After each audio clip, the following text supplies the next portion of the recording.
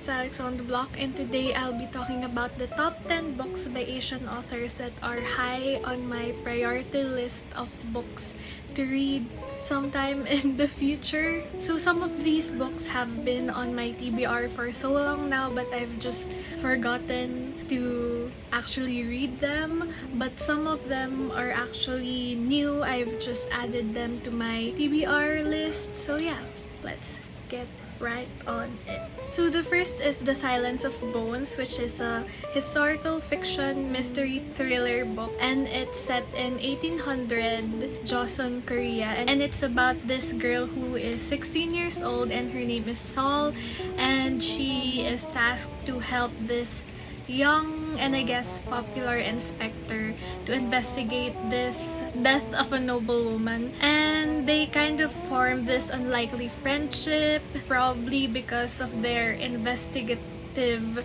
activities. But then their friendship is tested when the young inspector becomes the prime suspect for the murder of the noblewoman. So yeah, it's very interesting, and I did like one of the quotes in the synopsis, and it's, "I have a mouth but I mustn't speak, ears but I mustn't hear, eyes but I mustn't see." And some people have said that this is like a historical K-drama, and that intrigued me so much because I do love watching K-dramas, and I did watch a lot of historical K-dramas before. So yeah.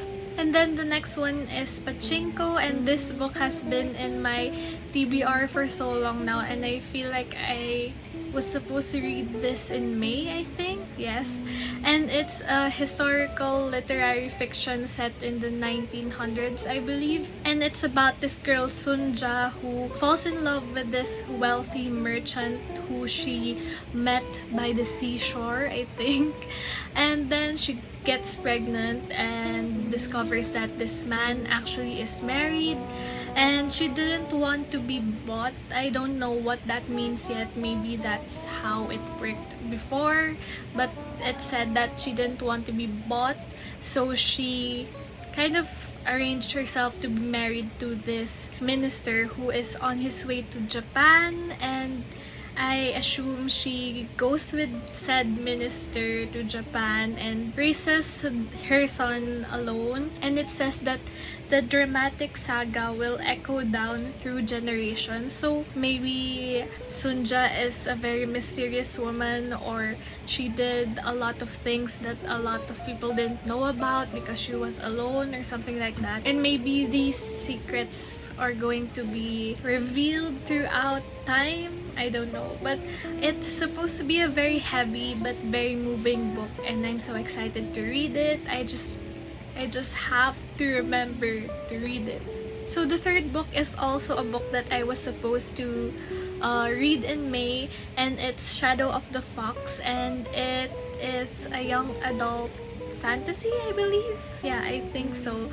And it's about Yumeko, who was raised by monks in a temple, and she's half kitsune and half human, and she's quite a mischievous character in the beginning, but like a tragedy occurs and the temple burns down. So she's left alone to deal with this ancient scroll, the Scroll of 1,000 Prayers, which is said to grant a wish, any wish, I think.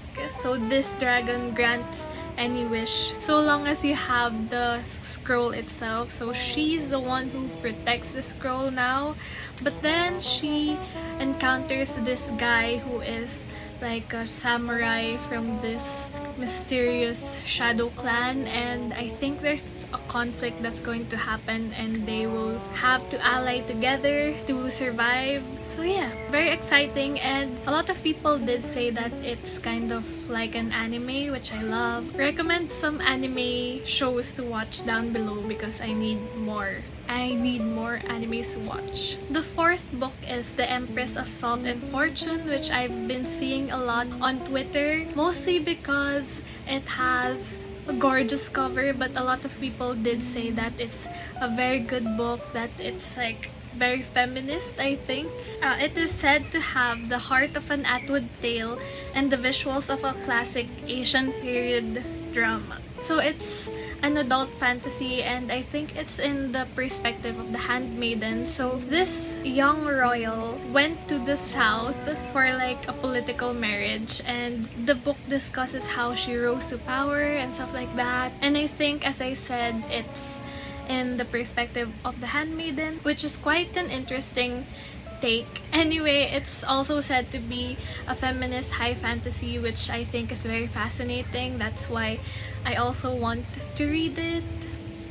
The next one is Where Dreams Descend, which is a not high fantasy. Is it high fantasy? I don't know. It's young adult fantasy, and it's about magic and circus. And if you know me, you'll know that I love the night circus. I don't know if this has the same vibe. I don't think so, but nevertheless, magic, circus, yes. So this is the author's debut novel, and it has been doing quite well. I think a lot of people have been intrigued and have been raving about this book, and yeah, I'm very much interested to read this. So it's about this magical competition where they compete to become the headliner magician of the circus, but then something happens, and I think the magicians one by one die. So there's these three magicians who have to deal with their issues and to divulge their secrets, I think, to survive the killing or like the disappearance. I don't know yet. Yeah, it's very, very intriguing, and I just think it's a magical book that I'll most probably really love. The next book is another book that has been blowing up on Twitter for several months now, I believe, and it's These Violent Delights, which just came out last month or this month. It just came out recently, and it's a Romeo and Juliet retelling, which is set in Shanghai. So I just think this is a vibrant, like mysterious book, and just in general a really cool retelling. So there are two gangs, the Scarlet Gang and the White Flowers, and of course they're rival gangs for like so long now. And something happens, like I think there's a disease or something that's causing people to go mad, and there's a monster involved, and I don't really know, but because of this conflict, the two gangs are forced to cooperate and work with each other, or else there will be no city left to lead. So yeah, I'm just so excited to read about this book. Like, oh my gosh. I just think it's a really cool take on the classic Romeo and Juliet. Like, oh my gosh. That's all I can say. Oh my gosh. So next is The Burning God, which, what more can I say about it? I'm just expecting pain, and more pain. But yeah, it's the third book of the Poppy War trilogy, and if you don't know what the Poppy War is, you should really go check it out. It's a war fantasy. It's rooted in the Second Sino-Japanese War, I think. The characters are also rooted in historical figures. For example, the main character Rin has characteristics of Mao Zedong, stuff like that. It's just a very cool, grimdark fantasy, but it's very painful. And from the tweets that I've been seeing about The Burning God, it's very painful.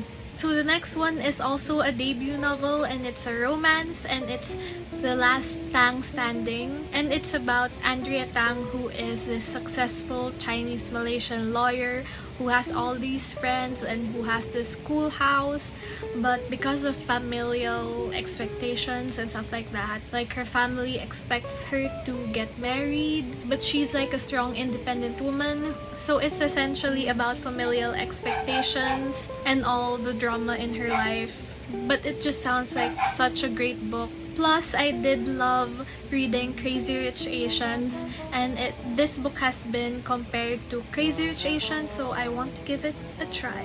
Second to last is Aman by Son Won-pyong, I believe, and it's a Korean book and there's an English translation. This is a book that I really want to read, but I'll be doing a separate reading vlog for this.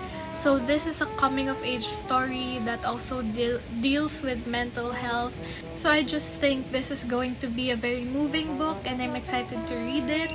The main character is named Yunjae, and he has alexithymia, which means that he has trouble feeling emotions, so like sadness, anger, and stuff like that. It's about his life, and then this new classmate arrives whose name is Gon, and Gon bullies Yunjae, but then Yunjae doesn't really feel emotion, so I guess he's just like very calm. So then they form this unlikely friendship, and they discover that they actually have a lot more in common than they thought. And yeah, I just think it's going to be a good friendship and love type of book. So the last one is The Majesty. So this is an adult mystery thriller, I believe, and it's about these two sisters, and one of them poisons their entire family, and I think the whole book is about how they came into this